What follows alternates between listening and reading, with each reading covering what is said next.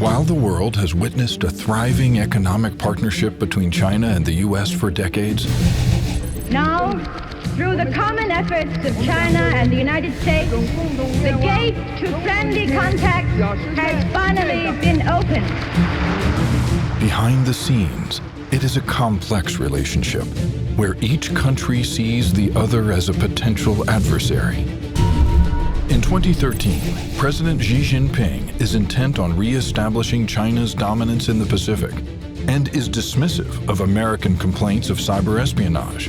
So the U.S. fires a warning shot. Wanted by the FBI, 5 Chinese military officials who've allegedly spent years stealing trade secrets from some of the biggest companies in the U.S. For the first time, we are exposing the faces and names behind the keyboards in Shanghai used to steal from American businesses.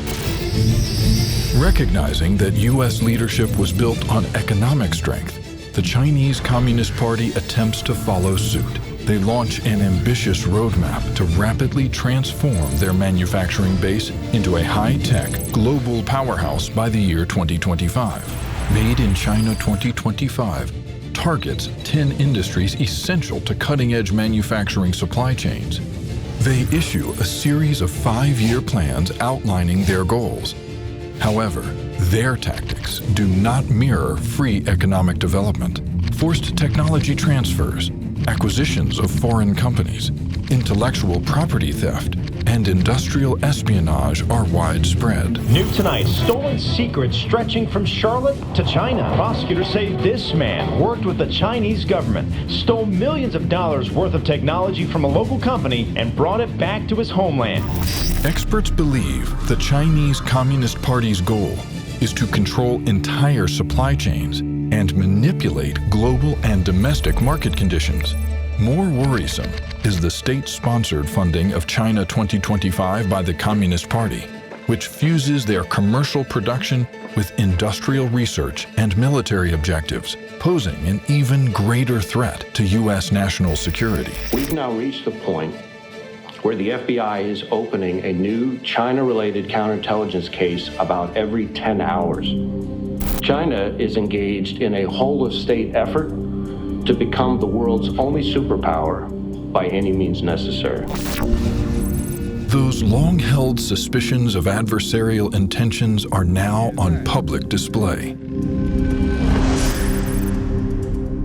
The eventual demise of capitalism and the ultimate victory of socialism will require a long historical process to reach completion.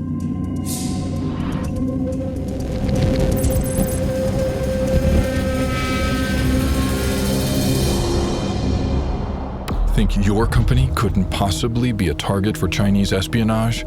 Think again. Experts say it's a viable threat, and U.S. businesses of all sizes need to be on guard because, as you will see, everyone is at risk.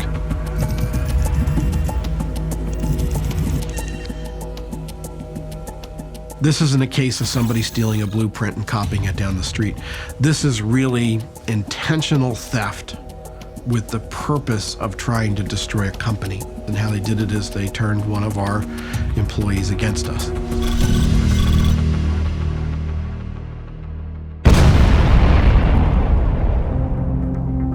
The trouble starts in 2010, when a turbine owned by Sinovel Wind Group explodes at a wind farm in northern China.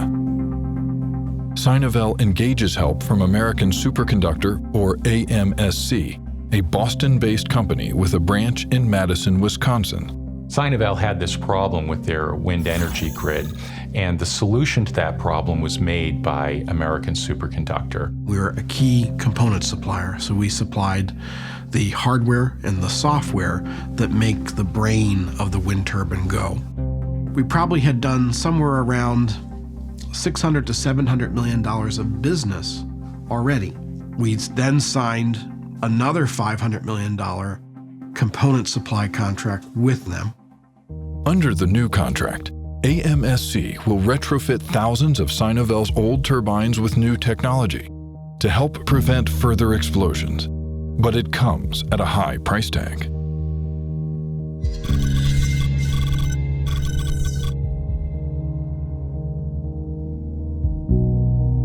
So all the indications, at least at that point in time, were the relationship was very good. There was a strong need for the services and products that we offered. And then it all really changed in the early months of 2011.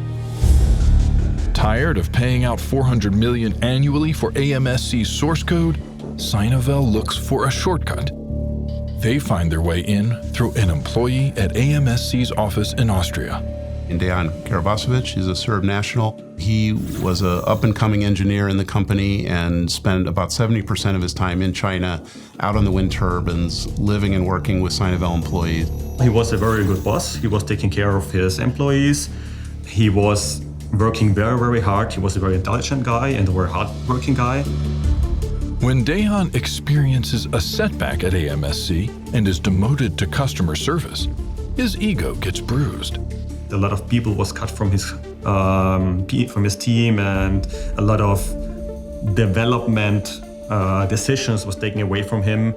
Dejan openly complains, even to his Sinovel co-workers Xu Ling and Chao Haicheng, both high-level executives.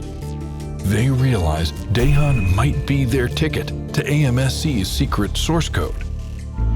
Dejan was a typical insider threat. His profile from his coworkers was that he was money hungry, a womanizer, he was angry, he was narcissistic. They really convinced this guy that he was going to do the right thing by helping them. He'd have a whole new life in China with a lot of money and a lot of women involved. He downloaded source code from servers in Austria. That was part of the components that run the wind turbine control system. He needed the other half. The other half was in Wisconsin. So he downloaded that as well. And he then put the two pieces together, and that made the product that Sinovel wanted from him. The following day, in early 2011, Dejan resigns from AMSC. A few days later, Sinovel drops a bombshell. Sinovel called AMSC and told them that they would no longer be customers of theirs. They had $120 million in parts sitting on the dock. They had $600 million in contracts in the pipeline with Sinovel, and all of those were immediately canceled. What happened to us wasn't only the abandonment of this one contract, but all of our business was now put in play. Wall Street thought we were going to go under. We had probably 16, 17 banks writing on us, covering us. That dried up very quickly, very fast. There was a huge drop in market capitalization for American Superconductor. They lost $1.4 billion in market cap and became from a $1.6 billion company to a $200 million company. At the time, we were almost 900 employees, and we got down to 300 within a year or so. Perplexed at Sinovel's behavior, AMSC begins an investigation. They discover that Sinovel no longer needs their control system software because they had stolen the source code, modified it, and was using it. It had to be an inside job. With some internal discussion with the core people in the company, it turned out quite fast that it's most likely Dejan who did that. AMSC alerts Austrian authorities of the theft, and Dejan confesses to police while his apartment is searched. In his apartment, which was very small, it really only was one room. We then found and took away the first data storage devices. This was a laptop, a hard drive, USB sticks, etc. We went ahead and seized these items. We found out that he had a $1.7 million contract with Sinovel, and we found Skype chats that clearly showed that he was working with Ms. Su and Mr. Zhao in order to steal the source code and modify it for the purposes of Sinovel to work on their wind turbines in China. We then contacted the public prosecutor, and at that time the public prosecutor issued the arrest warrant for us to arrest Mr. Karabasovic.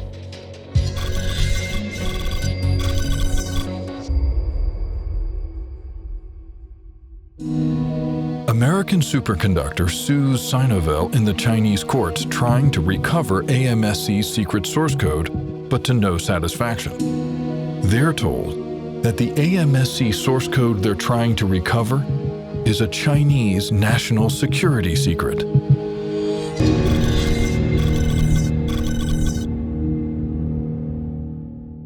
Sometime in late January of 2012, we learned that from the victim company that there was stolen software running on the wind turbines in Massachusetts, Sinovel wind turbines. Not only did he steal that software and give it to China so that it could be used in China to retrofit thousands of wind turbines in China, there was stolen software running on the wind turbines in the front yard of American Superconductor. And so we decided that we were going to try and gather evidence on those wind turbines. Their goal is to make a digital forensic image of the software, which is stored at the top of the 364-foot turbine. This was the first time we'd ever searched wind turbines in the FBI. These are large mechanical structures. They have a lot of voltage and wattage going through them. They can be dangerous to operate in and around. We didn't have any special expertise or equipment, but we put a plan together. That's what the FBI does. We got an early indication that it was the stolen source code. It matched digitally what we knew Karol Bosevich downloaded and what he changed. He made some changes to the software to make it usable for the Chinese company. Not only did they steal it, but they have the gall to export it to the United States. And then they have the gall to export it to the Commonwealth of Massachusetts, which is where we're today. This is where our headquarters is, for a project that's funded by federal stimulus money, TARP money at the time. If I wrote the script, that is not how I would write it, because I would not think it would be believable. In January 2018, Sinovel is found guilty of trade secret theft and wire fraud. Sinovel is the first Chinese corporation that's been convicted after a trial here in the United States. Given the resources of the FBI, we can go after these companies. We can hold them accountable for stealing the hard work of America's engineers and software writers. We can claw back and we can recover for the victim company. The Chinese can be beat.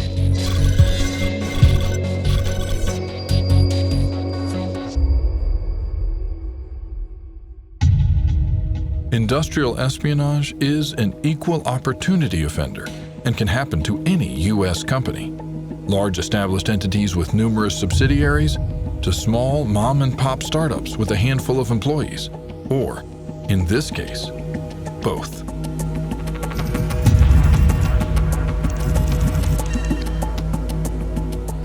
I was employee number 8 in this company. We grew it to about 500. With most of them, 300 being in China. And it was a single technology company. So when this happened, it hurt. It's like a family member that has betrayed the family, the company.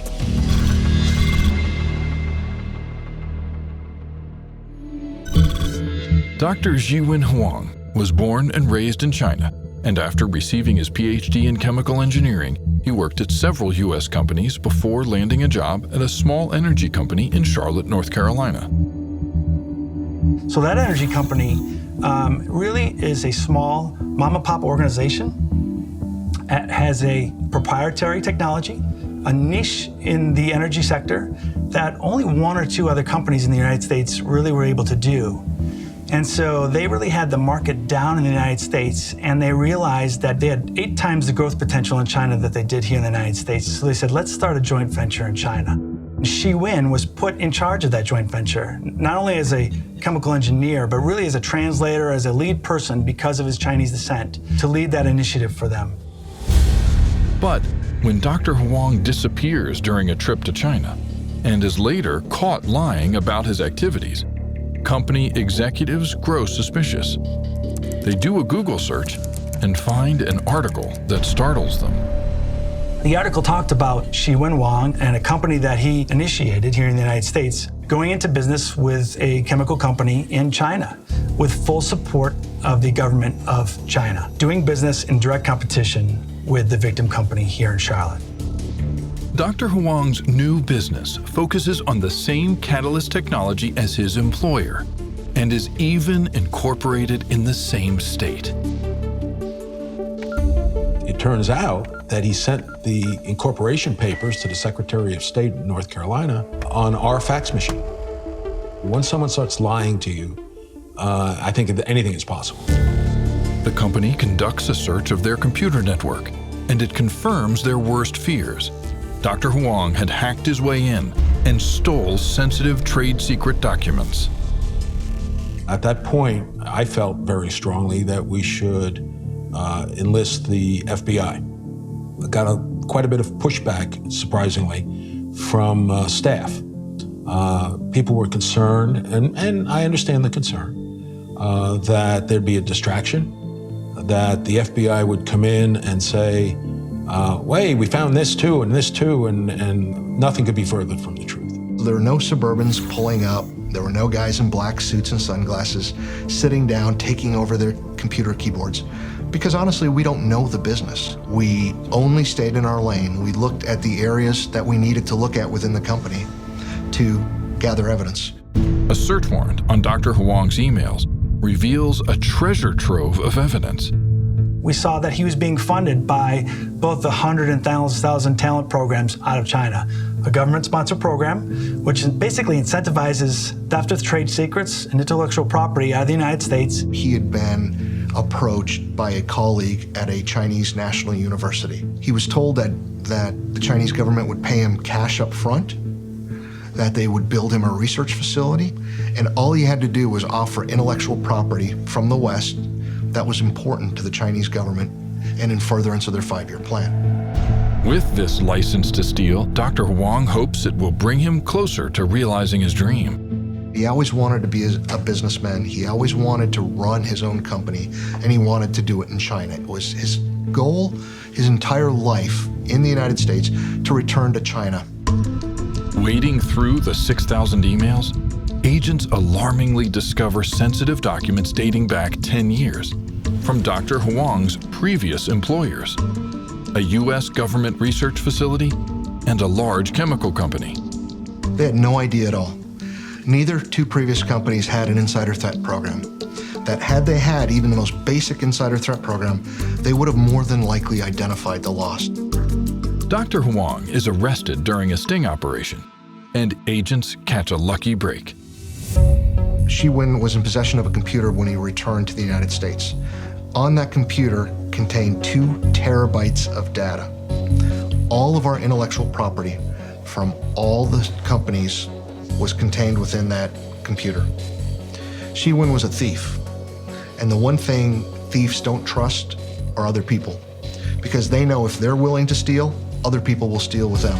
The perpetrator actually was using other technology that he took from previous companies, first in China, and had not gotten to our technology yet.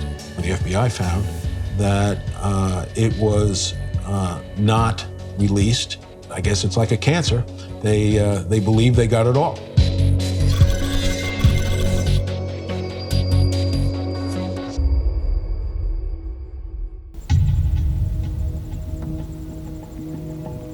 The vital role agriculture innovations play in our national security is revealed during the most unlikely of investigations of the most brazen theft to date.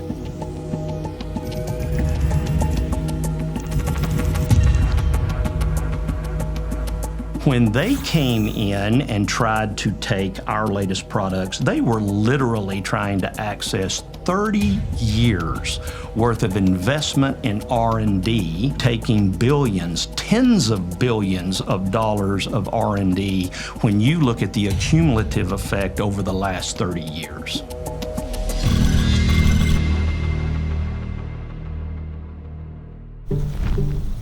In the spring of 2011, an unidentified Asian man is caught by a farmer digging in a grower's field outside Des Moines, Iowa.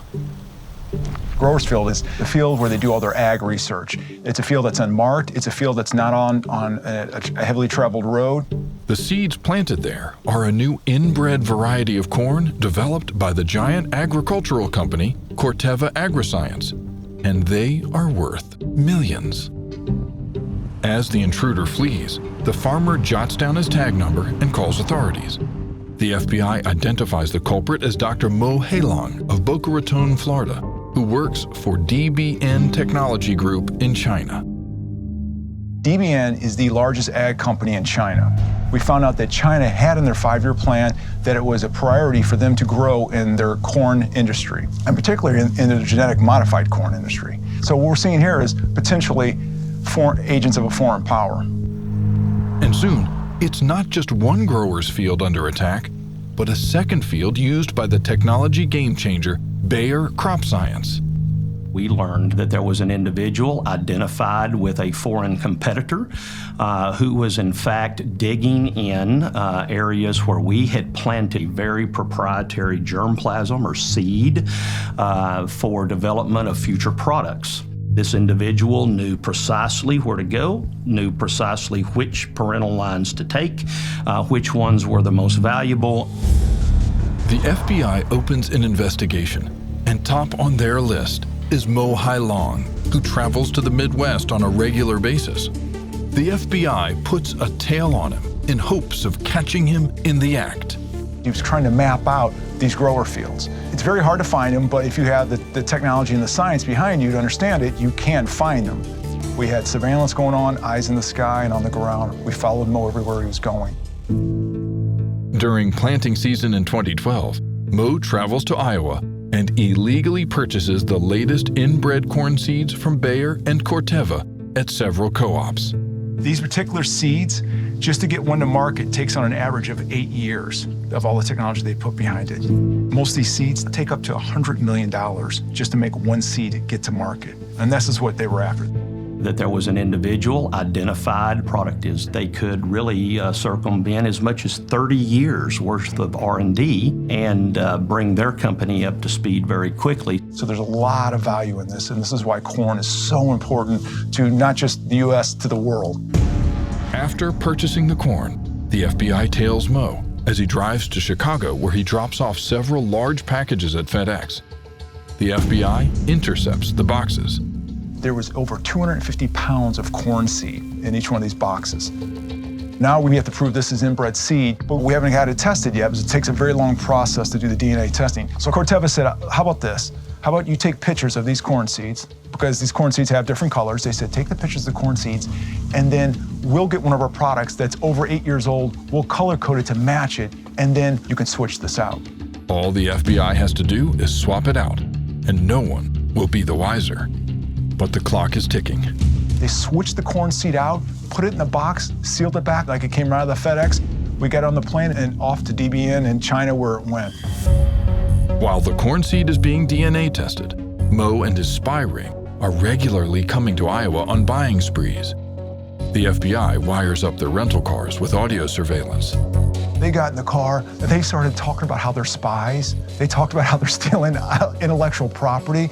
They talked about all this stuff. And one guy's real fearful, and the other guy, what was great was he was trying to calm him down, saying, don't worry about it. They won't do anything to us. The Americans are too nice. I don't know if they think we're too nice now, but at that time they thought we were really nice.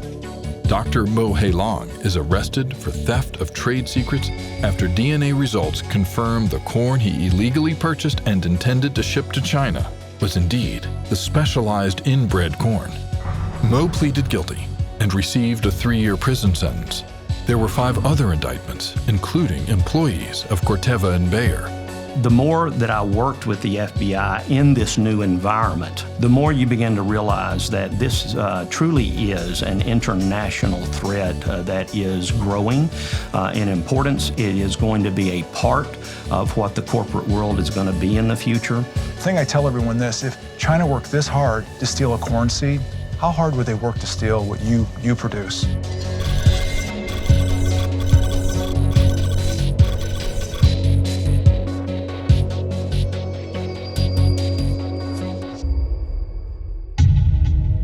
The Chinese Communist Party will pull out all the stops to obtain technology from the West, and even use members of academia to help them meet one of their top strategic goals: modernizing their military.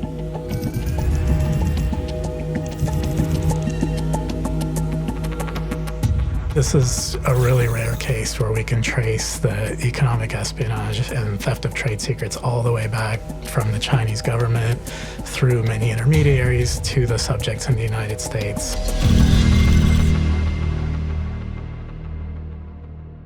We received information that an individual named Shan Shi was interested in exporting syntactic foam, which is a certain type of technology, to China. We looked at the technology, and syntactic foam is one of those technologies that is really important to the United States and that no one's ever heard of.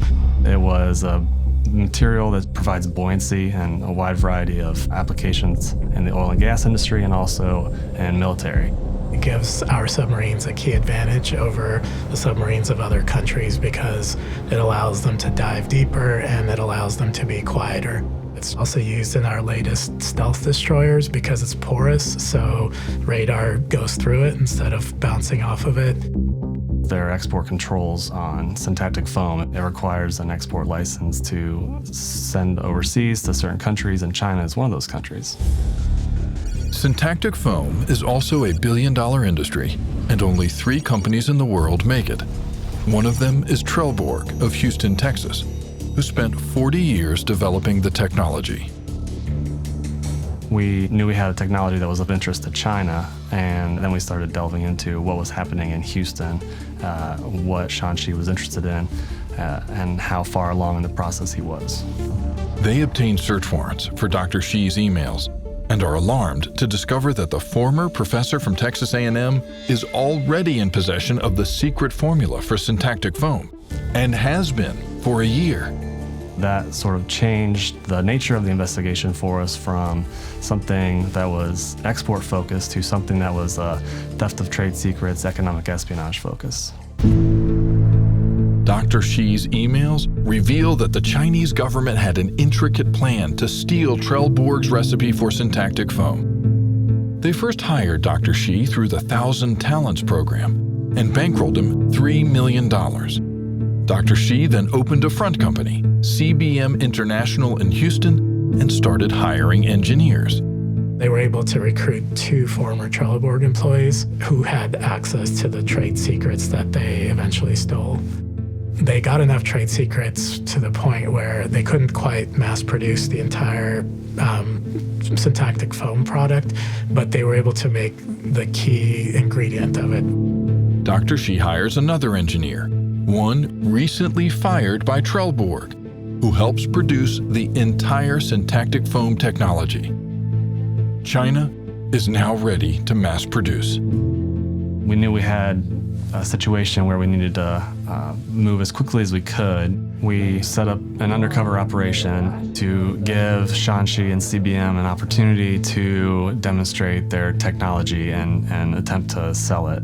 It's actually stuffed with syntactic foam in the middle, so it's actually... It was much more than we ever expected because every project they showed was for the Chinese government or for the Chinese Navy.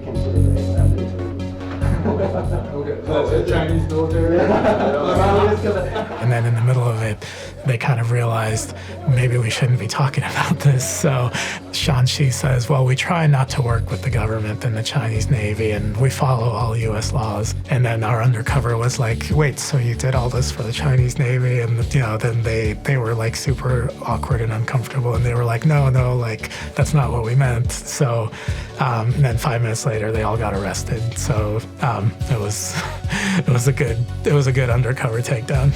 Yeah, I needed a job. I made a mistake. Yeah. We stopped them from acquiring that extra technology where they could mass produce on a large scale. The Chinese government is like a giant company that's posing as a country, and they're fighting this economic war, and they're using all of the tools at a nation's disposal, and they're using all of these things to compete against U.S. companies, which are limited to traditional business tools, right, where all they can do is have a better product, and it's really difficult to compete against all of that.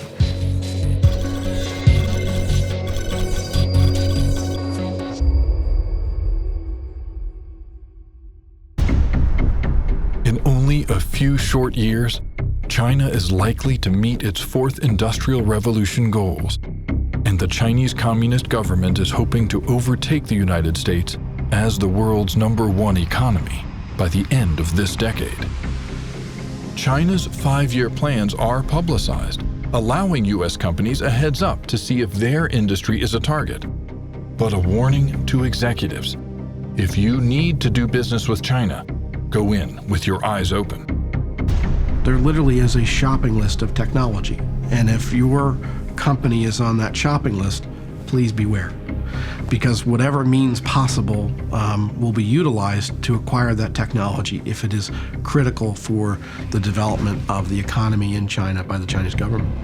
Which could be highly detrimental to the U.S. economy, and experts fear could lead to the loss of entire industries.